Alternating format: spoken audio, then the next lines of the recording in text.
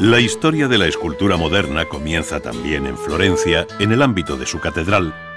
pues el concurso público para hacer los relieves en bronce de las puertas de su baptisterio, de acuerdo con las ejecutadas anteriormente por Andrea Pisano,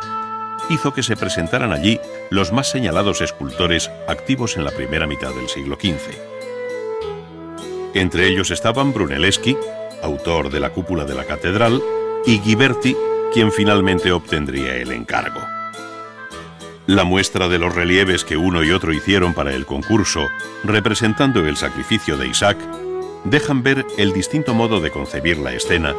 dominando un hondo realismo de tradición medieval en el caso de Brunelleschi, mientras que Ghiberti señalaba el camino del nuevo arte con una visión más amable y elegante de las formas en una dirección idealista. Después de haber trabajado en ellas más de 20 años, Ghiberti recibió un segundo encargo con plena libertad para hacer las puertas que faltaban,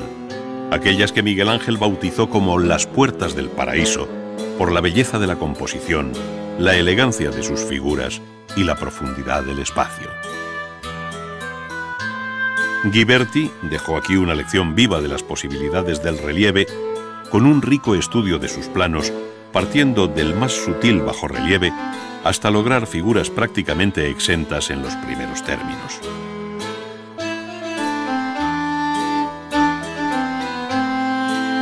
El relieve tuvo otros seguidores sobre diferentes materiales y técnicas, siendo muy conocidos los que en mármol hizo Luca della Robbia para la cantoría o tribuna de jóvenes cantores y músicos de la Catedral de Florencia, donde logró un prodigioso equilibrio entre forma y expresión que recuerda el espíritu del relieve clásico. La cuidada composición de estos grupos pone de manifiesto el dominio del volumen en el espacio a través del bajo, medio y alto relieve de las figuras.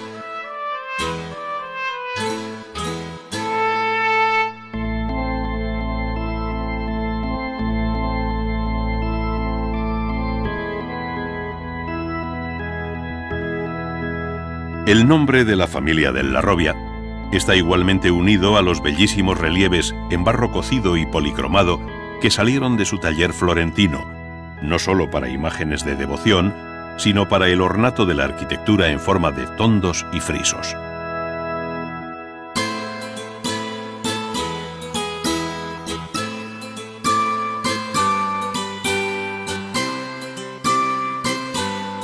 Además del relieve, la escultura italiana del siglo XV abordó con decisión la escultura exenta o de bulto redondo, que, unida al interés por el desnudo, hacía evidente su anhelo por resucitar los prototipos de la antigüedad.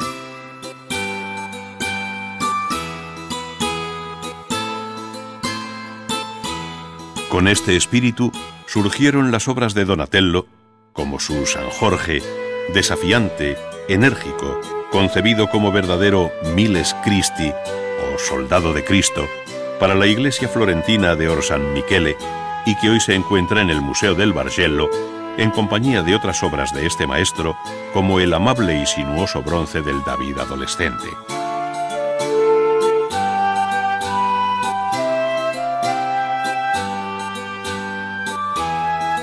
Donatello supo abordar todos los registros posibles de la escultura, desde el retrato hasta la imagen de devoción en clave realista, pasando por el relieve, en el que dejó constancia de su dominio de la perspectiva.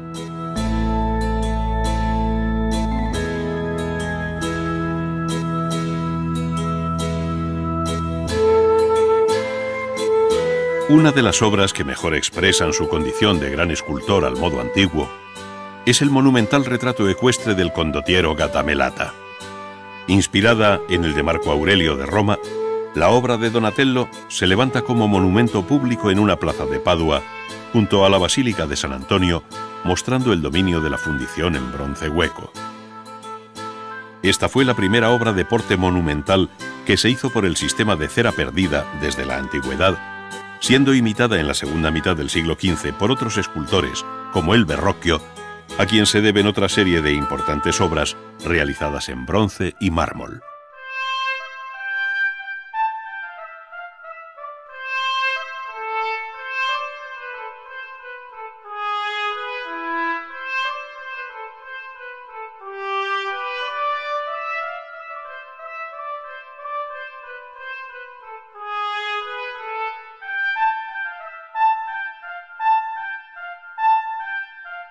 Antes de finalizar el siglo XV, otro gran escultor florentino, Miguel Ángel Buonarroti, ya había hecho obras tan notables y diferentes como el relieve de la batalla de los centauros y los lapitas, imitando el barroquismo compositivo de los sarcófagos romanos. Y, sobre todo, la universalmente célebre Pietà del Vaticano, una de las obras más bellas que jamás haya salido de las manos de un escultor. Su composición piramidal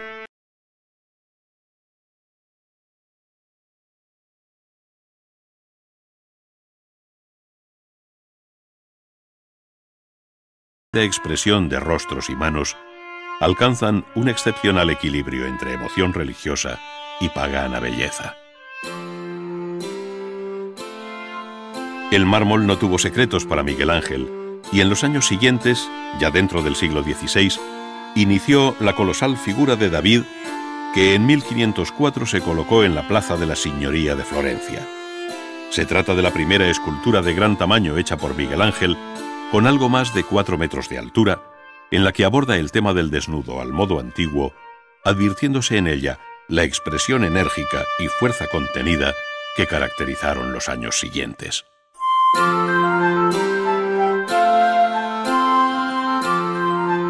Pocas obras tan significativas en este sentido como las que formaron parte del malogrado proyecto del sepulcro del Papa Julio II,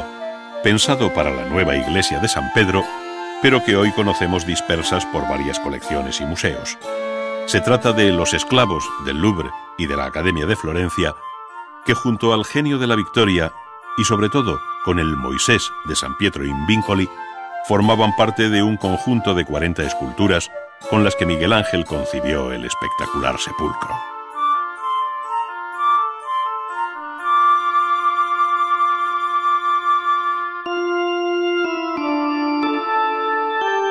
Muerto el Papa Julio II en 1513, sus descendientes perdieron interés por aquella obra que amargó la vida del escultor por ser especialmente querida por Miguel Ángel. Entretanto, inició otros grupos no menores, como la Sacristía Nueva o Capilla Funeraria de los Médicis en la iglesia florentina de San Lorenzo, donde, además de la arquitectura, labró los cenotafios de Lorenzo el Magnífico y de Juliano de Médicis, aquel entre el crepúsculo y la aurora, y este entre la noche y el día.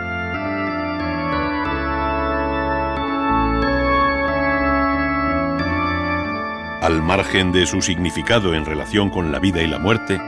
Miguel Ángel trató estas figuras con una libertad extraordinaria, en la que el desnudo del hombre y de la mujer deja ver su concepción grande de la forma, con exquisitos detalles de una labra que en ocasiones acaricia las superficies y en otras, intencionadamente, simplemente aboceta o sugiere la forma. Es lo que sucede con el rostro del crepúsculo, donde se hace patente aquella técnica del no acabado, el non finito, que desde sus años jóvenes utilizó con una maestría absoluta.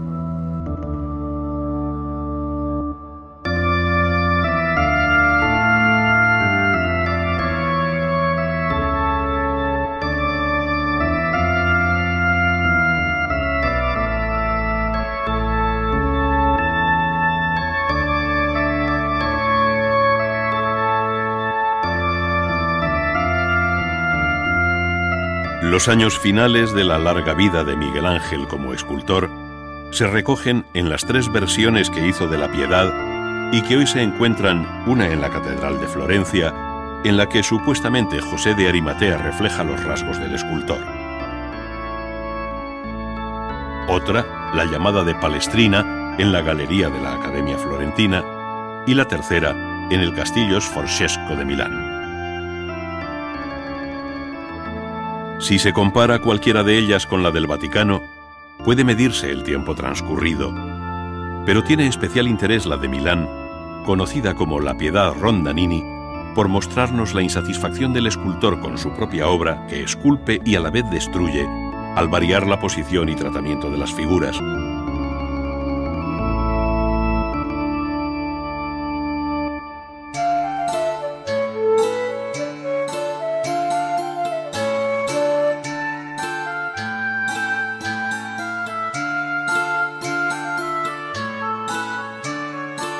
La obra de Miguel Ángel superó el propio Renacimiento para fijar las bases del manierismo, en cuyo ámbito se movieron otros muchos escultores, desde Ammanati hasta Juan de Bologna,